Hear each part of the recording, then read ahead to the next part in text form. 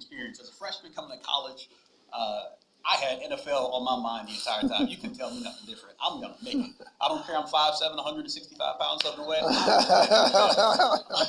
And nobody can tell me anything different. And, once you have that passion, that drive, and you've instilled this since you're 8 years old, it's very hard to try to change directions. Yeah. Right? It's very hard to pick up all the pieces that you thought was going to happen. And then once you get there, you're like, oh, the pearly gates aren't opening like I thought they would. Right? So what's next for you, right? And this is essentially what you're doing. However, the bias for action for the athletes, how do you see that impacting them throughout their career? Yeah. You start with freshmen. By the time they're seniors, are they coming back to you, hey, Darren, help me understand what I'm doing? Yeah, so it's my job to bring the reality into the present tense, right? Because here's the problem. There's this very real outlier conundrum because I'm talking to 25 incoming freshmen for the University of Texas football team. They have offers from every major top 25 program. They were the fastest, biggest, could jump the highest kid in town. So when they come to the University of Texas, in their mind, they are the elite athlete. Right. And they have broken the mold from pop water on. Yep. So when I tell them that 98% of you will play your last football game in Darrell K. Royal Memorial Stadium, that guy doesn't know what he was talking about. He doesn't know what he's talking about. That's what my Pop Warner coach said. I wouldn't go to college. Here I am, right? Yep. So now I don't fight it. I said, okay, good. Everyone's going to the NFL. Let's hedge, right? Let's just hedge. So you're a hedge fund manager. What you're talking about in terms of football, that is a high-risk investment for you. Right. Injury, size of the league, timing, position. Let's try to take some safe bets. What are some safe bets that we can take? And so we push them and help them to get internships, right? Okay. Because normally athletes are like, I don't need an internship. I'm going to play in the league. We say it doesn't matter that you don't know what you want to do, and this is where the bias for action comes in. It doesn't matter that you don't know what you want to do. Let's pick something, because if you come out of a 6-week experience and you say, I really don't like the nonprofit world, there's as much value in crossing that off something, right? And I think that oftentimes we talk about this paralysis. It comes from the fact that everyone's trying to find the way tomorrow, right? Like they're looking for the purpose tomorrow. They're looking for the ideal job tomorrow. Instead of saying, let me collect a lot of small experiences, and therefore I can say, I like small organizations. I like to have the flexibility to work off campus. I like to be able to run short-term projects. I only know that if I've created a data set that will allow me to get a lot of experiences. So we push for the 1-week shadow experience, right? You want to be a lawyer. Spend 1 week with a lawyer. You'll figure out by that Friday, okay, I thought it looked like this. It actually looks like this, right? And that's invaluable data, but everyone's trying to get the 6-week internship. It's an all or nothing, kind of false conundrum. And we say, get those small experiences, and then that can inform your decision to be very good. And the fact you're saying, hey, think about the future, think about what you're doing. Oh man, I don't want to sound like broken record, but think big, y'all. Yes. As you're talking, man, I'm getting pumped up, I'm getting chills. So like, man, you're speaking health pieces right now. Come on. Well, see, here's the thing. On that point of thinking big, right? I say, listen, it's 2018. Like the barriers to entry are so low. Yeah. In 1988, if you want to start a corporation, you'd have to go find the lawyer, local attorney, hope he or she was in town to give you a copy of the incorporation papers. I go to LegalZoom now. I get the name, I'm done. I'm done in 5 minutes, right? If I need someone to code, if I need someone to do graphic design, you name it, I can find that now. Yep. I think that although the barriers to entry have become very, very low, we have this perception that it's so damn hard, right? Like, oh, I can't line up the person to help me to do accounting and coding and graphic design, and so you're in the same place 2 years later. Right. Go to Upwork, go to Fiverr, go somewhere and get someone and keep going. Yes, right? yes, and so, absolutely. That bias for action, I think, is something. I have this title, like massive action. I got a sign on my wall, and my wife lets me do these sorts of things. But it's massive action. It's in red. It's in red print with white background. Okay. It just reminds me, I can learn more from doing something wrong getting the lessons learned, best practices, and then reinventing and go to the next step. There you go. We would like to say we like to fail fast at Amazon. Yes, yes. You know? So if you try something, we encourage you to try new things. We encourage you to get outside of your comfort zone because we feel like that's where you truly learn to be curious because you figure out something doesn't work for you. Let's collect that data from it so we can do it again, and let's continue to move forward. Yeah. Right? Essentially what you're doing. But within that, there's a lot of ownership as an individual to actually go ahead and take the initiative to truly dive deep into what you're trying to learn, what you're trying to understand, and make something of it. Because at Amazon, as an engineer or as an individual contributor, any Amazonian at Amazon, there's a huge amount of ownership. I teach a class called New Hire Orientation where every new Amazonian that comes through, and in Austin, I think I've seen this. Yeah, who's had his class? Yeah, we got two right here. We go there. Well, let's give him a review right now. How was it? You on the spot. Oh, man. 5 out of 5 stars. 5 out of 5. There we go. I like it. That's 100% so far. That's good. I'm saying, like, if you don't walk out of that class not feeling like, hey, Team Yeah. Nice. But the thing I like to do is like I want to give it to you. I want to give you the good, the bad, and the ugly. Similar to what Amazon does, right? We don't. If you go to a product you want to buy it, you're going to get the good reviews. You're going to get the reviews, and you're going to get some of those reviews that's like, ooh, should I really buy this? But we want to make sure we're educating our customers and educating anybody that's coming to use any of our resources. We want to give them the best possible decision and the best possible data to make their buying decision. Right? Essentially what you're doing with the athletes, giving them the best, all the tools needed to truly make something out of their career upon it, but they have to they have to take that step of making it theirs and owning their own career. Yeah, right? that's the thing. It's easy. You know, I tell athletes that really we do them a disservice because if you come in as a freshman athlete, you know from the day that you walk onto campus exactly where you need to be for the next 4 years. You get a calendar at the beginning of August that tells you your practice times, what time to get on the plane for the road game, when your finals are, study hall. I mean, you know exactly where you have to be. Fast forward 4 years, May 31st, you walk across the stage, no one's shooting some schedule into your inbox saying, okay, Linderick, here it is. Oh, yeah. This is what it looks like for the next 12 months, right? Yeah. And so that can be sort of debilitating because we've coddled athletes for so long and we've said, hey, listen, we don't want to let anything fall through the cracks. Right. When they leave, they don't have that practice. Excuse me. No problem, take time. I'm getting fired up. I like it. I was just saying, they don't get the practice to do that. So it's tough because then they go to a world where you got to figure it out on your own. So I'll get some more. Take a second. Well, listen to Larry. Give us one of your pep talks. Your pep talks. Oh, my pep talks about Amazon? Sure. I'm seeing that we probably shift over just a little bit. Just get into the camera. Right here. Okay. There you go. All right. And so one, I guess, my pep talks. You want to talk about specifically Amazon and why Amazon is important to me and in my career, my future? Well, tell me how you close these sessions. How do you close? I close it with there's resources available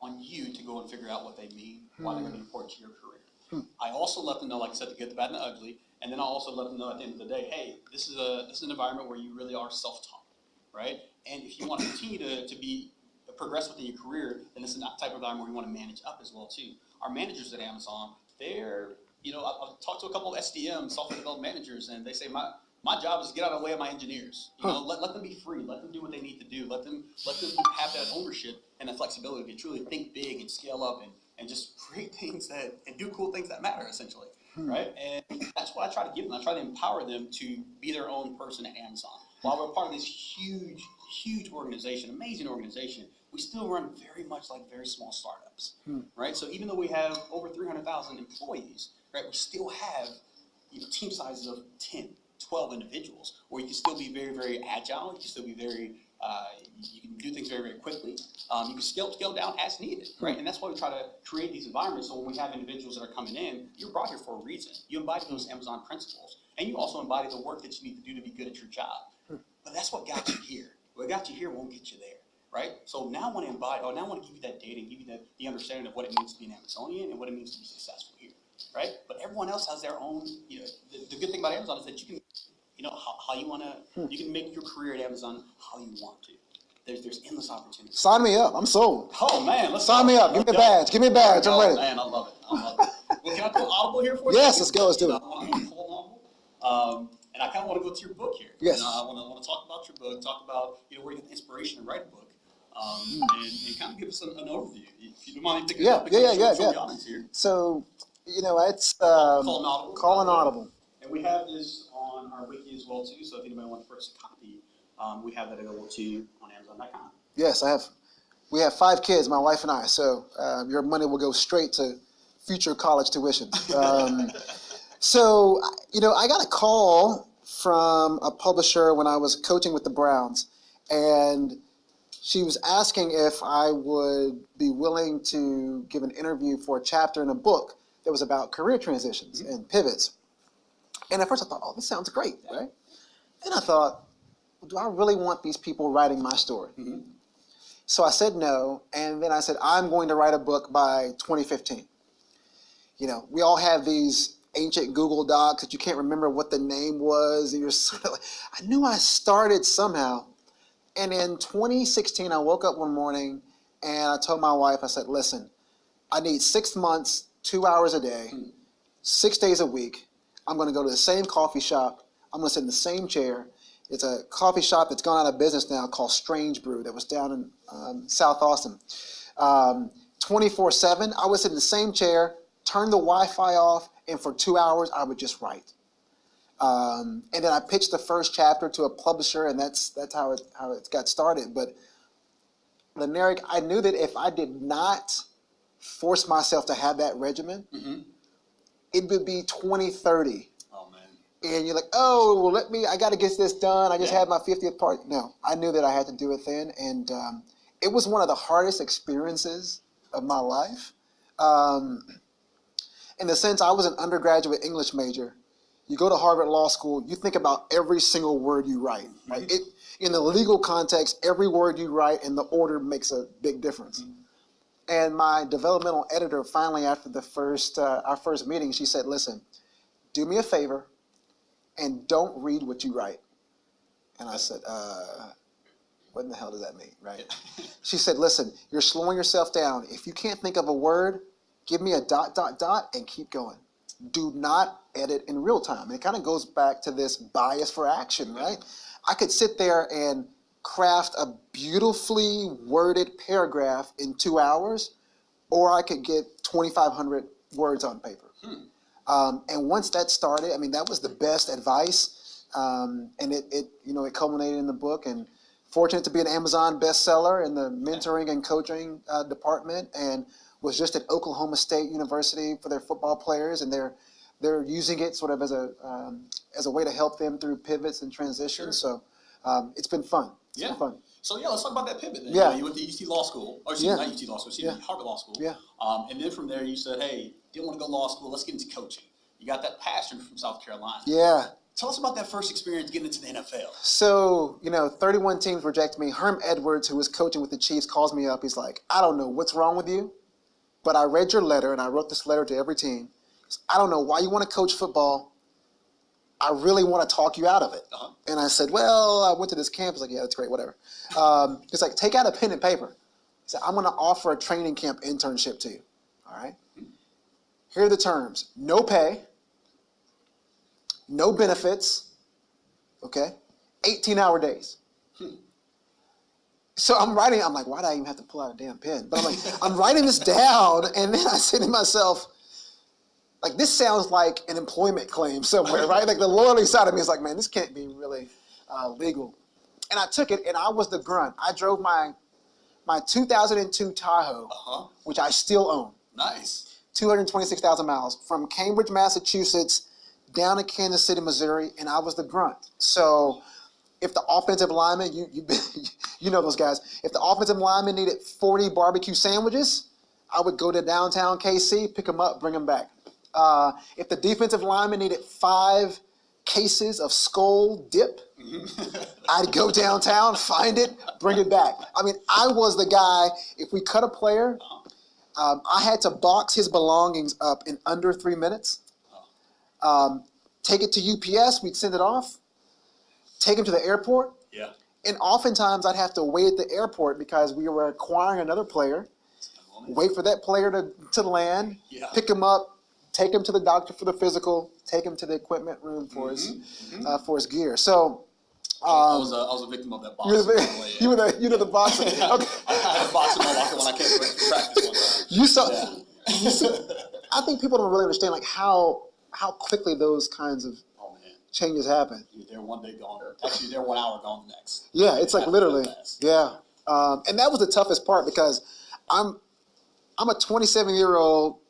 I mean, I didn't even have a title guy driving in a car with a guy who's maybe had 10 years in the league. Wow.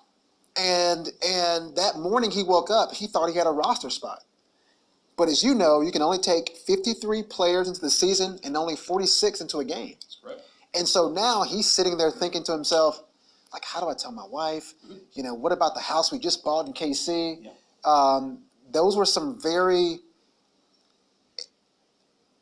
It was just life-changing for me to see those decisions that kind of scroll along the ESPN banner to really be like seeing and touching and feeling what that looks like for players who are in that position. Absolutely. And go back to knowledge from college. You know, this individual has been in the program and the system that has been catered to him for the last, if he's been in the league for 10 years, he probably had 15 years of, Pee Wee football to this point. So 25 years of being, coddled in the system. Everything's laid out for you. You have your rubric every time you go somewhere, and you just have to show up.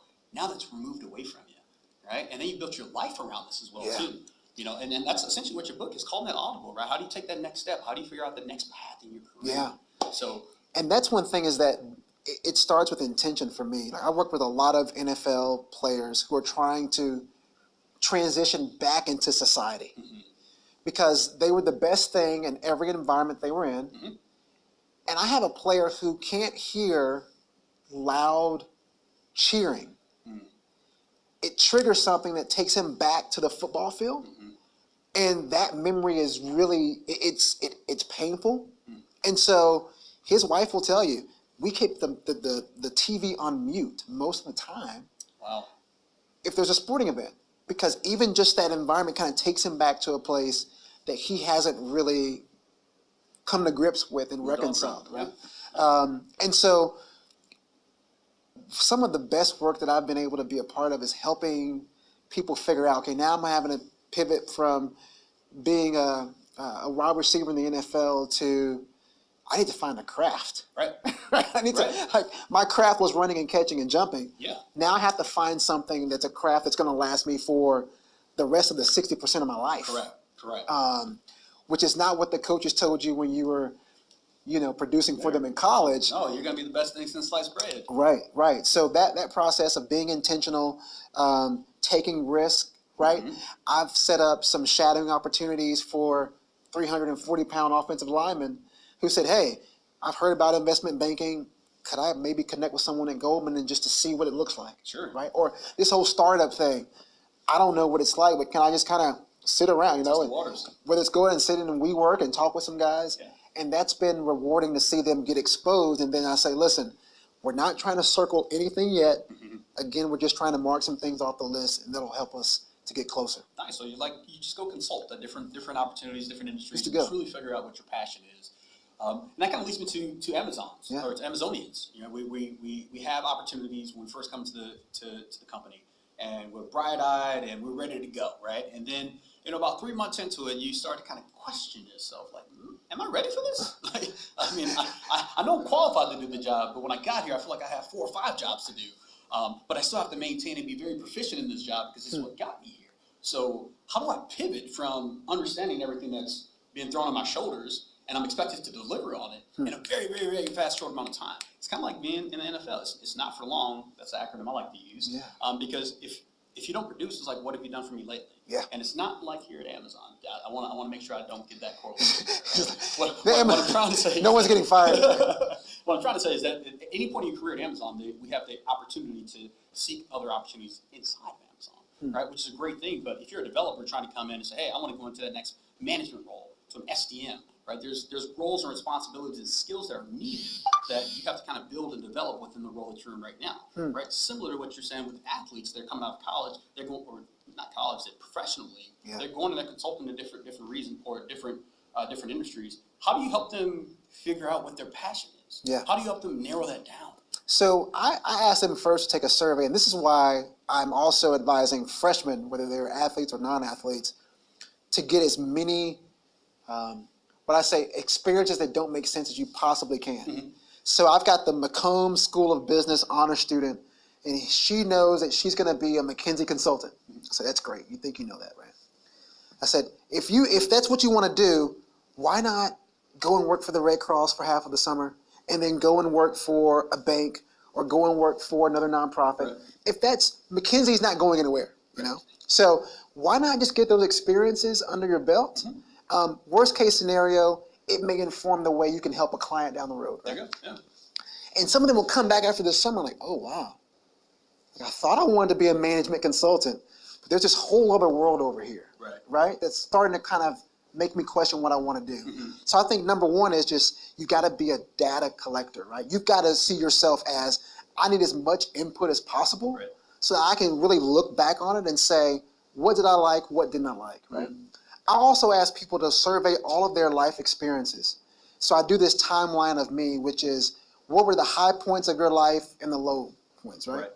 For the highs, what are some of the features, right? From whether it was when you won the debate tournament back in high school, or when you worked down in Costa Rica for that class that you took in undergrad.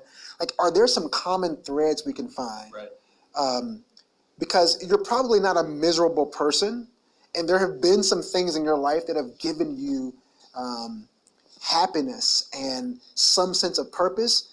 But oftentimes we don't take the time to reflect, and by reflect I mean, you know, taking up those old writing instruments that people used to use, mm-hmm, and sitting down on paper and really writing through those experiences to see what gave us the feelings that really made us feel like we were walking in our purpose. Absolutely, yeah. Nice, nice. Well, I kind of want to, throw it out there to the audience at this point, right? I know we've chatted, we've said a lot of things. I do want to open up the floor to questions, Q&A. If anybody had anything they want to reach out and specifically chat about from the conversation we've had right now, or conversations that you want to start up, oh, there we go, got it. So what did you do for the 4 years? Sorry, you want to stand up, say your name? Oh, okay. Yeah. Hi, I'm Colin. Hi, Colin. What did you do for 4 years in between college and go? And so my first, I was an aide to a guy by the name of Joe Lieberman,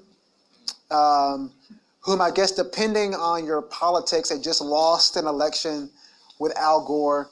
And so I worked on Capitol Hill, and it was an incredible experience. I was there for 9/11, unfortunately, the anthrax scare. I know some people may remember that. And so that was 2 years, and then I spent 2 years at the Kennedy School of Government to get my master's. So that was my, Colin, sort of my, I'm going to be governor stage of my life. So let me go check the boxes on the political front. But I still use, a lot of those lessons that I learned there. So it was a good time. Yeah. So did you play football in high school, or what brought you to that? What brought you to that practice? Good question. Okay, I wasn't a Leneric, right? I mean, I had one offer to play for the Austin College Fighting Kangaroos. Okay, that was it. I was a 5'9.5", 165 pound. Okay, 160 pound. That was with the protein shakes and the bananas, strong safety.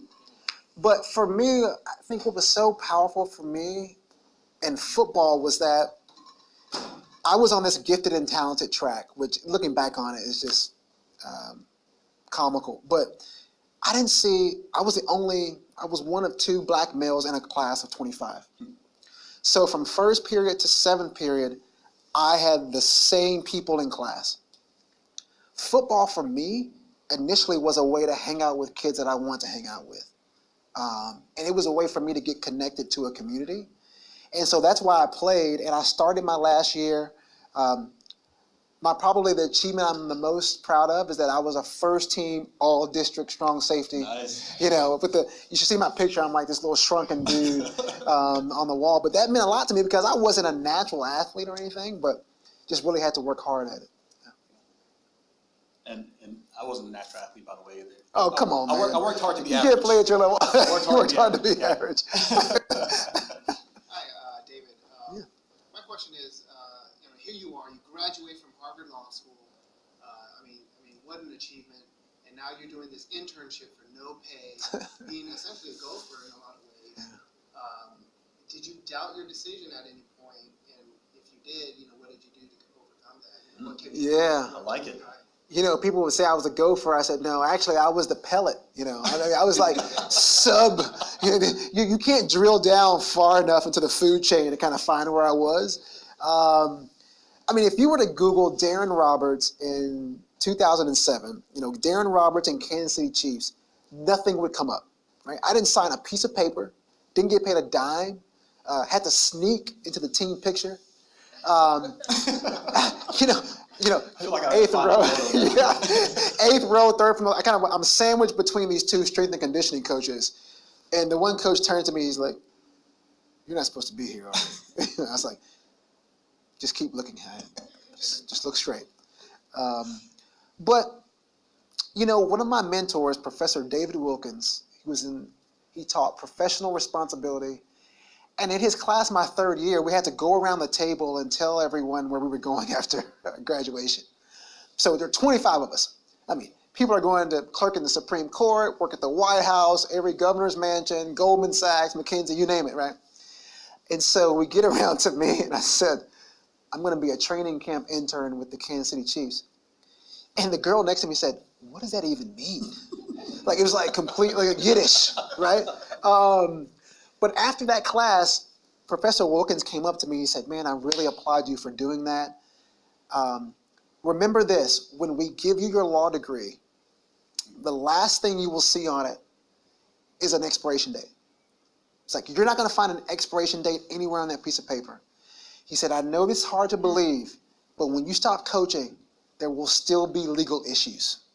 Just trust me, right? He said, if you have a chance to get into the NFL, then go do it. And so I think just kind of the rare opportunity, I really didn't think I was going to get it.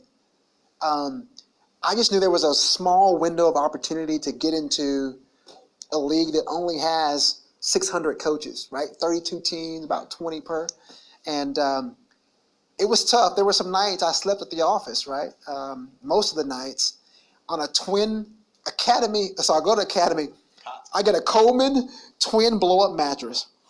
And I slept in the defensive line room, which didn't smell great, but it had, there were other amenities there. And I would look up at my ceiling, I'm thinking, I've got buddies on Wall Street now that are probably at some nice little, Manhattan spot sipping on Jack and Coke. Well, that's too low level for them, but, some expensive bourbon.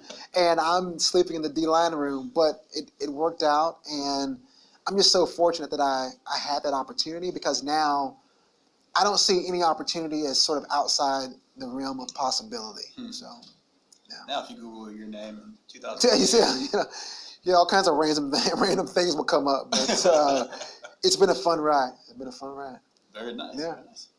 Elliot? Yeah. Sorry, Elliot. Yeah. So you talk about giving your students opportunities to go see what it's like to work at company XYZ. I know you were in Seattle recently. Did you talk to them about those opportunities with us? Yeah. The reason I asked, yesterday actually, I'm a mentor for the Business Honors Program. My mentee came and spent the afternoon. And so showed her around, let her listen in on my conversations, had her talk to a few people. It seemed to be valuable. I need to debrief with her still. Yeah, so that's good. So, it's interesting because, Andrea and Eric and I have been sort of talking about some ways that UT can, there can be more information sharing between the two. Right. And so we're kind of in talks and seeing what that would look like as a long-term plan. And, we have some, right now I'm able to get some of my students into Google for shadowing opportunities. And so, I don't want to, I may be outside of the kind of my zone here, but if even any of you would say, even for 2 hours, if you would take a student, if you would see the students that I deal with, walking into this office would be like a night and day experience, right? They have not seen anything like this. And so even a 2 hour experience at Amazon, they come back with so much stimuli. They're like, oh, I saw this, I talked to this person. It ends up being very valuable. So we're going to try to create more opportunities like that as well. Yeah. Absolutely. It's empowering to see it. Yeah, it really is. You know, because it kind of, especially I think with this brand, it puts a human touch to something you think you know so well because you have Amazon Prime, right? You're like, okay, these little minions are kind of just, like it just pops up. And that's what Amazon is to them, right? But to see this side of the business and to really humanize it, I think goes a long way. Any others? I'll go again. Yeah.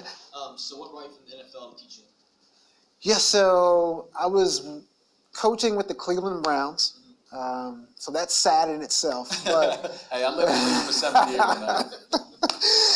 It was tough. It was a rough time, man. 2013, we go to play at Pittsburgh. We lose. Last game of the season. Talked about Black Monday. I get a message from the owner, Jimmy Haslam, or from the owner's assistant. 8 a.m. staff meeting. Walk into a room similar to this, right? Long oak table.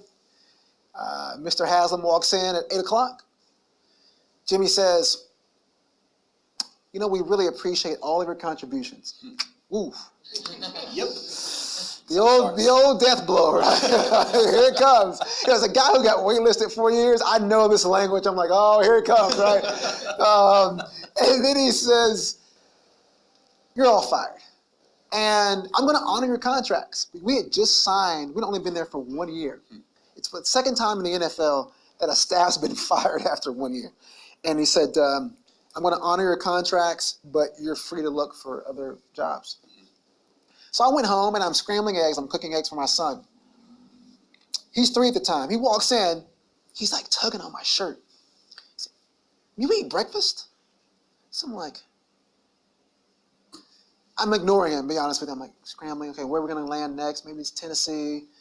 So he's tugging on my shirt again. I'm like, dude, what's up? You eat breakfast? So then I turned to my wife and I said, look, Hillary, we're spending a lot of time and a lot of money on private school. Is it too late to get a refund? Or is there something's not adding up here, right? And my wife being the daughter of a rancher, she's like, listen, you tell me the last time you had breakfast with Dylan. And silence turned into tears. I'm like crying, the eggs are burning, I'm like, oh man. The irony of, for me, I realized I had been spending all of my time with other people's sons, right? Getting up at 4 a.m. Even when I was a full-time coach, I would sleep at the office on Tuesdays and Wednesdays. My own son didn't know me.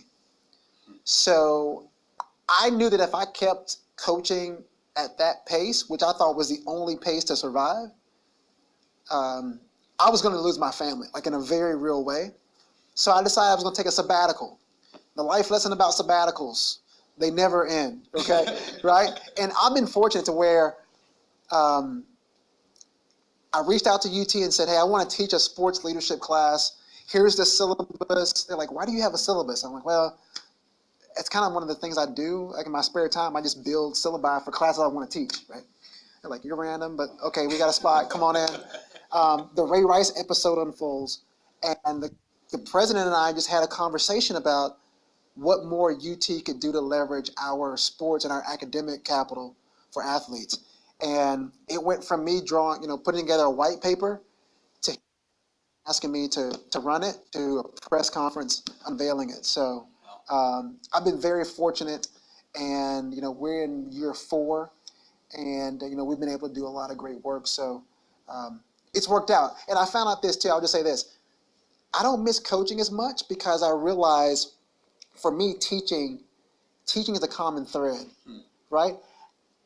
If I had to drop any of my classes right now, I wouldn't work. I wouldn't function, because I found that whether it's coaching DBs how to play man-to-man or coaching students how to be more vulnerable and empathetic, like that's the common thread that I have to make sure is always in my life. So it's worked out. Wow. Yeah. So when I saw this subtitle, I was kind of curious. So then I pivoted how I belong to the coach. So I was like, the knowledge you got from Harvard Law gave you an edge as a coach, or is it something is it a desire that has been born in you? That's a good question. I'll tell you this. Repeat the question so everyone. Yeah. So the question was, it was coming from Harvard Law. Did that help me in my quest to become a coach? And what was the second part of the question? Like, is being a coach a desire that has been born in you? Yeah. So, and is being a coach sort of a desire that has been put into me? The first year that I was in Kansas City, I felt like Harvard Law was the biggest detriment. It was the thing that was holding me back. If you think about it, I'm on a staff of 14 coaches. These guys have played in the NFL. They've coached in the NFL. They played in college. So when they saw me walk into the building, half of them didn't talk to me for a couple of weeks. Because to them, they were like, well, here's like this, disgruntled would-be lawyer coming in to get his NFL fix, and then he'll go back to Wall Street. That was sort of the narrative that was playing in their minds. So it actually worked against me with coaches. It was an asset for me with players. Players would come to me and they say, hey, man, it's true about this whole Harvard Law thing, dog? I'm like, yeah. It's like, well, I got this situation, right? Everybody's got a situation. I mean, this is on film, but I have advised people in a number of matters, and I've always said, listen, I did not take the bar. I'm not licensed to practice anywhere, okay? So I shouldn't be giving you any advice. No, man, give it to me. What you got? What you got? I was like, well, I've been looking at the Florida, divorce code, and this is what it looks like.